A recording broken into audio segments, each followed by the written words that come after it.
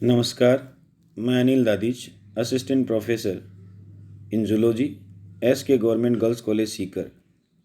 आज के वीडियो में हम चर्चा करेंगे परजीवियों में पाए जाने वाले अनुकूलन या अडप्टेशन के बारे में। मुख्य रूप से इस वीडियो में जो फोकस होगा वो पैरासाइट्स या परजीवी होते क्या हैं तथा उनके कितने टाइप्स होते हैं।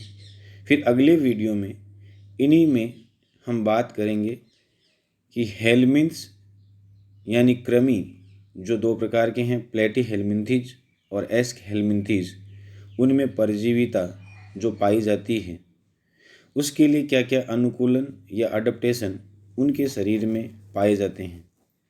सबसे पहले तो यदि हम बात करें कि पैरासाइट या परजीवी होते क्या हैं, तो हम ये कह सकते हैं कि वे जंतु जो अपना पोषण या न्यूट्रिशन दूसरे जंतुओं से प्राप्त करते हैं। सामान्यतः ये न्यूट्रिशन वे जंतु दूसरे जंतु से लिक्विड रूप में या तरल रूप में प्राप्त करते हैं। जिन जंतुओं से ये अपना न्यूट्रिशन प्राप्त करते हैं उन जंतुओं को होस्ट या परपोषी कहा जाता है। परजीवी इस होस्ट के ऊपर निर्भर करता है तथा परजीवी व होस्ट के बीच जो रिलेशनशिप या संबंध होता है वह प्लस माइनस प्रकार का संबंध होता है, जिसमें एक को लाभ व दूसरे को हानि होती है। एक तरह से कहा जा सकता है कि पैरासाइट होस्ट पर घोस्ट की तरह होता है। आगे यदि हम बात करें कि ये परजीवी या पैरासाइट होस्ट को किसी प्रकार की डिजीज़ प्रदान करते हैं या फिर उसके जीवन के किसी हिस्से को पूर्णतः प्रभावित करते हैं या धीरे धीरे उस परजीविता के कारण उस होस्ट के अंदर एक तरह से विनाशकारी क्रियाएं प्रारंभ हो जाती है, जिसका अंत मृत्यु के रूप में होता है। यदि हम ये बात करें कि परजीवी या पैरासाइट्स हैं, उनके टाइप्स कितने होते हैं या प्रकार कितने होते हैं, तो उसके लिए अलग अलग आधार हैं। इस टॉपिक में केवल हम डेफिनेशन या परिभाषा तथा उदाहरण देकर उनको संक्षिप्त में समझने की चेष्टा करेंगे। यदि हम बात करें कि परजीवियों में पहला प्रकार जो होता है वो बाह्य परजीवी या एक्टोपैरासाइट।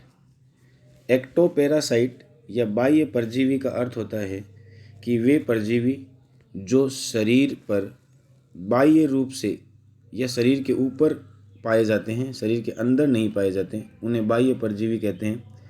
इनमें हम देख रहे हैं लीच, बेडबग यानी खटमल तथा जूं या लाइस, ये शामिल हैं। ये किसी भी जंतु के शरीर के ऊपर पाए जाते हैं या शरीर के बाहरी सतह पर चिपके हुए पाए जाते हैं तथा अपने माउथ पार्ट्स या मुखांगों की सहायता से उस जंतु से अपना न्यूट्रिशन या पोषण ग्रहण करते हैं। दूसरे परजीवी में जो है वो अंतः परजीवी या एंडोपैरासाइट या अंतः परजीवी उनको कहा जाता है जो किसी होस्ट या परपोषी के शरीर के अंदर निवास करते हैं। ये शरीर के अंदर कोशिकाओं के अंदर निवास कर सकते हैं या कोशिकाओं के बीच निवास कर सकते हैं। इस आधार पर ये दो प्रकार के होते हैं, एक अंतरकोशिकीय परजीवी और दूसरे अंतःकोशिकीय परजीवी। अंतरकोशिकीय या इंटरसेलुलर पैरासाइट्स उनको कहते हैं जो दो सेल्स के बीच पाए जाते हैं। ये सामान्यतः सेल से बाहर होते हैं और इसमें सबसे अच्छा उदाहरण जो है वो मोनोसिस्टिस का है। मोनोसिस्टिस एक प्रोटोजोअन है जो कि केचुए के सेमिनल वेसिकल में पैरासाइट के रूप में होता है। केचुए के सेमिनल वेसिकल में पाए जाने वाले स्पर्म या शुक्राणुओं को ये खाता है या एक तरह से उनसे अपना न्यूट्रिशन प्राप्त करता है। दूसरे जो परजीवी हैं उनमें अंतःकोशिकीय परजीवी या इंट्रासेलुलर पैरासाइट शामिल हैं। उन इंट्रासेलुलर पैरासाइट्स के बारे में कहा जाता है कि ये कोशिकाओं के अंदर निवास करते हैं और इसमें जो सबसे अच्छा उदाहरण है वो प्लाज्मोडियम का है। प्लाज्मोडियम की कई जातियां विश्व भर में पाई जाती है, जिनमें से 4 जातियां मुख्य रूप से होती है। Plasmodium falciparum, Plasmodium malariae, Plasmodium vivax और प्लाज्मोडियम ओवेल। ये जो जातियां होती है वो मलेरिया फैलाती हैं। इनमें से जो सबसे घातक जाति मानी जाती है वो फैल्सीपेरम जाति मानी जाती है, जो मानव के अंदर डेथ रेट या मृत्यु दर है उसको बढ़ाने का काम करती है। ये मुख्य रूप से आरबीसी और लीवर सेल्स यानी यकृत कोशिकाओं के अंदर परजीवी के रूप में पाई जाती हैं। इसी तरह लिस्मेनिया डोनोवेनी जो लेशमेनियासिस नामक रोग या काल एजार रोग उत्पन्न करता है, वो भी अंतःकोशिकीय परजीवी के रूप में होता है। ये भी एक प्रोटोजोआ है। तीसरे परजीवी की श्रेणी या तीसरी श्रेणी में जिन परजीवियों के बारे में हम बात करेंगे वो है टेम्परेरी पैरासाइट्स या अस्थायी परजीवी, अर्थात वे पैरासाइट्स जो पूरा समय पैरासाइट के रूप में न बिताकर कुछ ही समय पैरासाइट के रूप में बिताते हैं, उन्हें हम अस्थायी या टेम्परेरी पैरासाइट के रूप में मानते हैं। या यूँ कह सकते हैं कि कोई जंतु जिसके जीवन की कोई छोटी सी अवस्था पैरासाइट के रूप में होती है तथा शेष अवस्था वो स्वतंत्र रूप से व्यतीत करता है, उसे हम टेम्परेरी या अस्थायी परजीवी के नाम से जानते हैं। यूनियो जो कि मोलस्का का सदस्य है, उसके जीवन काल में एक लार्वा अवस्था पाई जाती है जिसे ग्लोकीडियम या ग्लोचीडियम लार्वा कहते हैं। ये लार्वा एरो या तीर की आकृति का होता है तथा मछलियों के गिल्स के अंदर परजीवी के रूप में अपना जीवन व्यतीत करता है। उसके बाद में वो वयस्क के रूप में बदल जाता है। जब वयस्क में ये बदलता है तो वयस्क यूनियो स्वतंत्र होता है, वो पैरासाइट नहीं होता। तो इस प्रकार की घटना जिसमें कोई जंतु अपने जीवन का कोई हिस्सा परजीवी के रूप में व्यतीत करता है, उसे टेम्परेरी पैरासिटिज्म या अस्थायी परजीविता के नाम से जाना जाता है। इसका अन्य उदाहरण हाइमेनोप्टेरा के अंदर भी मिलता है। हाइमेनोप्टेरा वास्तव में मधुमक्खियों का, चींटियों का, ततैयों का ऑर्डर है और इसके कुछ सदस्य परपोषी के शरीर पर अंडे देते हैं और वो अंडे जब हैच होते हैं या उनका स्पुटन होता है तो उनमें से जो निकलने वाले कैटरपिलर होते हैं वो कैटरपिलर उन परपोषी के शरीर पर परजीवी के रूप में अपना जीवन यापन करते हैं। फिर अगली श्रेणी यदि हम बात करें तो वो है स्थायी परजीवी या परमानेंट पैरासाइट। परमानेंट पैरासाइट या स्थायी परजीवी का अर्थ है कि वे जंतु जो अपना संपूर्ण जीवन पैरासाइट के रूप में या परजीवी के रूप में बिताते हैं, उन्हें परमानेंट पैरासाइट कहते हैं। इन परमानेंट पैरासाइट्स में हम यदि बात करें तो फेशियोला, टीनिया और एस्केरिस, ये 3 ऐसे नाम हैं जो हम कहीं न कहीं सुनते हैं और ये तीनों ही जंतु परमानेंट या स्थायी परजीवी के रूप में माने जाते हैं। आगे के वीडियो में हम इन्हीं के बारे में थोड़ी ज़्यादा चर्चा करेंगे। फिलहाल हम ये बात कर रहे हैं कि अगली श्रेणी जो है वो ऑब्लिगेटरी या अविकल्पी परजीवी की मानी जाती है। ऑब्लिगेटरी या अविकल्पी परजीवी का मतलब है कि वे जंतु जिनके पास परजीवी जीवन जीने के अलावा कोई ऑप्शन नहीं होता, उन्हें परजीवी के रूप में ही अपना जीवन व्यतीत करना पड़ता है। ऐसे जंतुओं को हम ऑब्लिगेटरी पैरासाइट या अविकल्पी परजीवी कहते हैं।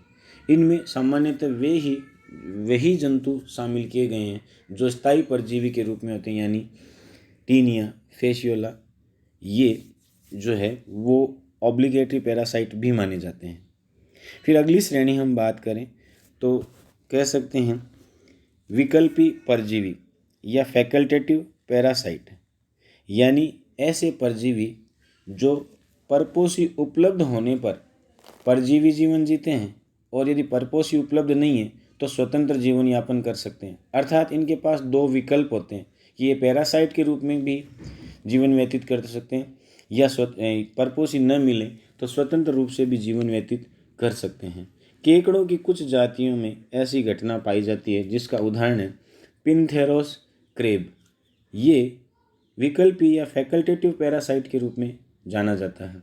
फिर अगली श्रेणी यदि हम बात करें तो हाइपर पैरासाइट या अति परजीवी। हाइपर पैरासाइट उन पैरासाइट्स को कहते हैं जो किसी दूसरे पैरासाइट्स के शरीर पर पैरासाइट के रूप में पाए जाते हैं। इसको यूँ समझें कि मान लीजिए कोई एक जंतु है, वो दूसरे जंतु पर परजीवी है।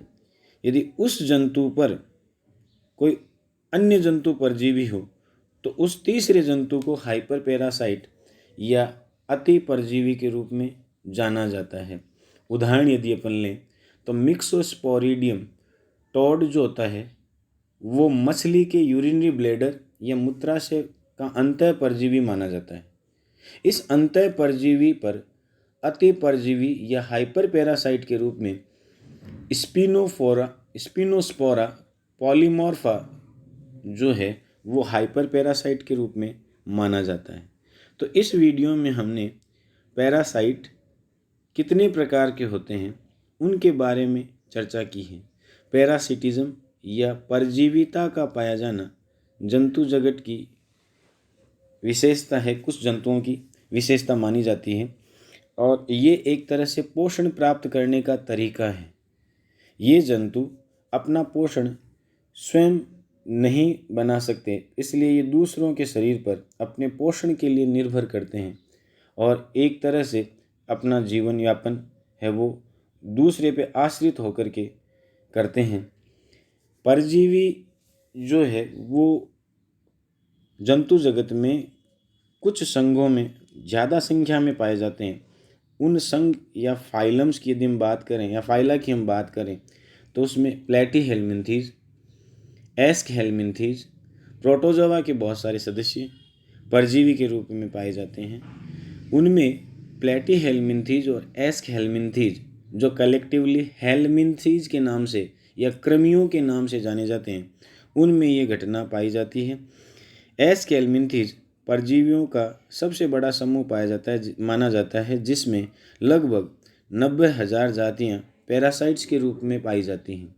ये जंतु पौधों में और जंतुओं में दोनों में ही पैरासाइट्स के रूप में होते हैं।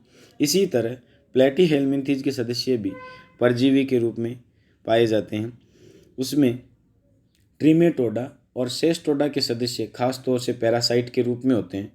तो आगे के वीडियो में हम इन्हीं के बारे में चर्चा करेंगे कि ये किस तरह से पैरासाइट के रूप में अपना जीवन यापन करते हैं। पैरासाइट के रूप में अपने जीवन यापन करने के लिए इनके अंदर क्या क्या शारीरिक विशेषताएं या इनकी शारीरिक जो क्रियाएं होती है वो किस तरह से उस परपोषी के शरीर में अनुकूलित रूप से संपन्न की जाती है, उसी के बारे में बात होगी। आज के लिए इतना ही। धन्यवाद।